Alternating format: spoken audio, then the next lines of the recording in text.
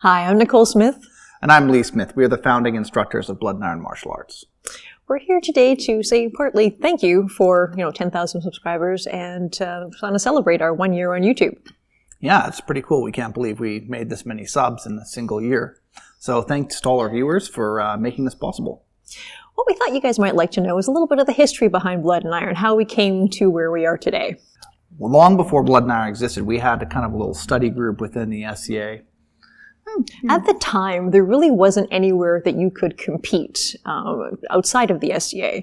I mean, one of the downsides, though, is you had to dress up in order to go to these events. And then we heard about this event in Germany, and we decided to send Lee off. And it was our first experience in actual HEMA. Yeah, it was definitely eye-opening. I'd never seen anything like it. All the people in regular sports clothes, competing, fighting. I fought, won my first tournament. Met a lot of cool guys who still are practicing today and still are like big names. Matt Lopez, that was pretty awesome. So, still friends with him. And it kind of gave me the eye-opening, it was the eye-opening experience I needed to come back and be like, hey, I want to do that here. Yeah. So we kind of branched off from the SCA and we started our own little study group. We rented a church hall, once a week to begin with, eventually expanded to twice a week. And we got a little group together and we started studying the manuals. What did we have? At the beginning, we had a copy of Jared Kirby's Capoferro, and we had Four Gangs Meyer. That was our start of our HEMA library. Yeah, that's right. Kind of small, but it's grown significantly since then. It was kind of funny. We started advertising for students, and our very first student was Jesse Tucker. And I'll never forget when he walked in, we nearly ran him off. He was late, for one, and he walks in and he hadn't announced that he was coming or made any mention that he was going to be coming. So everything just stops. Everybody stares at this poor guy. We're like, who are you and what do you want? And this poor guy's like, I thought this was the place for sword fighting lessons. And literally, we nearly dropped everything. It was like, oh my God, a paying student, please come in. So, yeah, most of you all know Jesse Tucker now, so... He's one of our main instructors, and he's a very decorated champion in his own right now.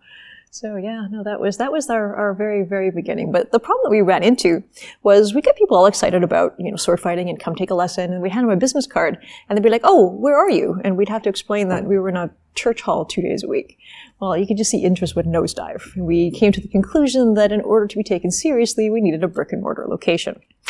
That was scary. That's also not necessarily true for other locations around the world, but in Vancouver, I guess people here are kind of snobs, so they demand you have your own. If you're a real school, you got to have your own space, and they're pretty. And that's very important too in terms of building up your marketing, building up the school, and the types of people coming in your door.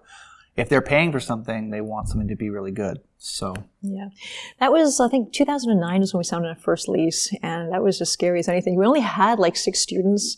I think we only had classes twice a week, and I think the rest of the time was just Lee, by himself, or studying manuals and just waiting for people to come in. And thankfully, they did. We had quite a few people started at Sal 1. Yeah. And we had Julian, we had Sean Franklin, we had Steve Kime. I mean, pretty much all of our core fight team instructor group came out of Sal 1. Ksenia also, everybody knows her from her art and her fighting. So, I mean, lots of people. Tony, another person from Sal 1. Yeah. Now, we learned a lot in Sal 1. I knew nothing about business. We knew nothing about running a school.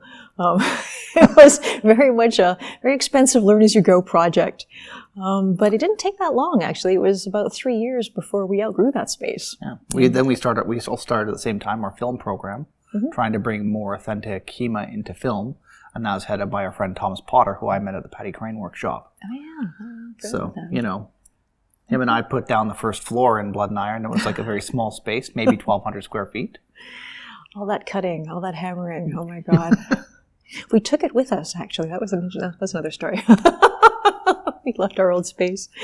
But we eventually outgrew that space, and we needed somewhere new. And we found a place on Carnarvon, which was double the floor space and triple the expenses. Oh, and speaking of that too, right? Yes. Eric Bailey. Eric Bailey also is another one of our Sal 1 graduates. Oh, yeah. Who now has his own space in Victoria, BC. So that's another thing too. Sal 1 was really like the beginning of building out what's becoming pretty much our Blood and Iron empire. Not quite that far yet, but yeah, that's where it's headed. I remember we had the first tournaments here in North America, like the German style tournament we went to. It was hosted by Scott Brown, and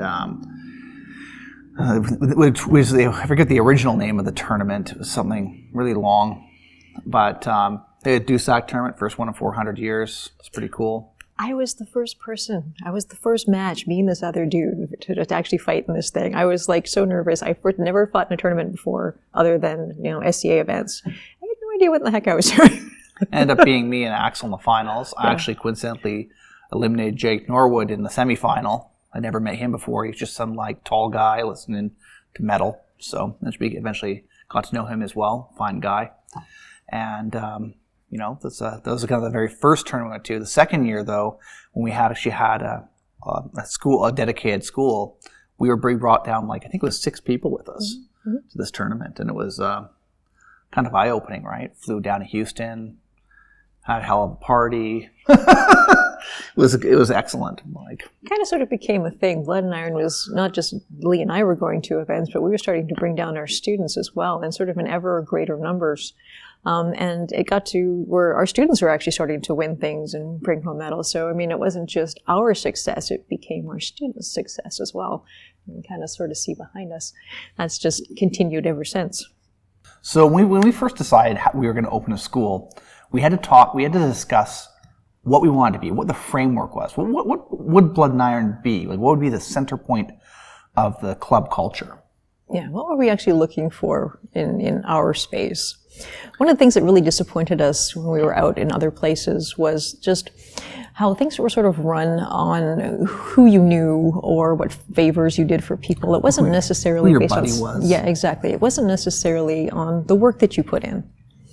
So we decided that we would be basing our system on, basically a meritocracy. You are what you earn. So the quality of your work, as well as the amount you put in, is central to what you achieve within the club. So if you're a great fighter and a great coach and you put in a training, you rise in level. You also rise in authority and rank and everything else that goes with it. Yeah, your basic club culture of respect. If you've earned a rank, then students below you will respect that rank. And it's very strictly enforced. We are very big on discipline here at Blood and Iron. Yeah, you basically have to be accountable. It is a definitive accountability is a definitive part of Blood and Iron style culture. So in our meritocracy, a person has to be accountable for both failure and success. And they have to be forward-thinking enough to understand how to make changes or how to ask for help to make the changes to make themselves successful. Not just within the school, but within real life. Yeah. I think one of the other models that we were looking at, we like to think of it more like a guild hall. We are a resource for our people as well as a source of, discipline and respect. So yeah, it's not uncommon for us to reach out to our network to help our younger people or whoever find a job, find work, maybe find a place to live. That's pretty common. Like if someone comes here from a different country and they're here for a while and they're like, hey, I don't really know anybody, is anyone looking for a roommate? We'll reach out to our network. If it's there, they'll get it. Yeah, we're pretty much, we're also here to help our members. So it's not just, like I said, a place to train, but it's almost like a family. In a sense. Like our Christmas parties are definitely epic. They have a reputation. Canadian Valhalla, right, yes. Jay Brown? So, it's a whole different outlook to how most people perceive a club and our club culture. Yeah. And we designed it that way from the beginning. Yeah. Without that support and that encouragement of people and supporting their accomplishments, the club culture ultimately will devolve into favoritism. It'll devolve into backstabbing. We don't have that here. Yeah. No. We work very hard to make Blood and Iron what it is, and I'm always really surprised at how well we succeeded. When we start seeing, the friends that people have made here, the relationships that have developed here, it makes me very proud of what we've been able to build. So fast forward to today, our school is growing all the time. We have 2 locations, well over 100 students, probably closer to getting to a point where it's closer to 150. Mm-hmm. I mean, where people just rate us like #1 HEMA school is pretty cool. Yeah. And things are only going up. It's not uncommon for us to bring 20, 30 people to a tournament. Yeah. So, in general, things are looking up. 11 instructors? Yes. I remember where the day it was just Danny Miller and I sparring with faders on the floor. Yeah, we've come a long way. Yep.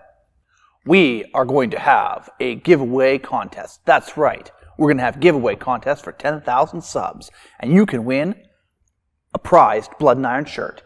This is like HEMA Gold, people. What we are looking for are your ideas, things that you'd like to see in future videos. If you could submit your suggestions down below, we are going to take the names and the ones that we like, put them into a raffle, and 3 lucky people will win a shirt. We'll PM the people who win, and we'll announce our winners on our Facebook page and our YouTube channel. In about 4 weeks. Good luck! Hi, Nicole Smith. Hi, Lee Smith. Julian. He's a dick. Let's Already with like, hi, Lee Smith, like 3 seconds later. All right. Oh, that tickles me the right way. Okay. Let's try this again. You're a sick cameraman. That's right.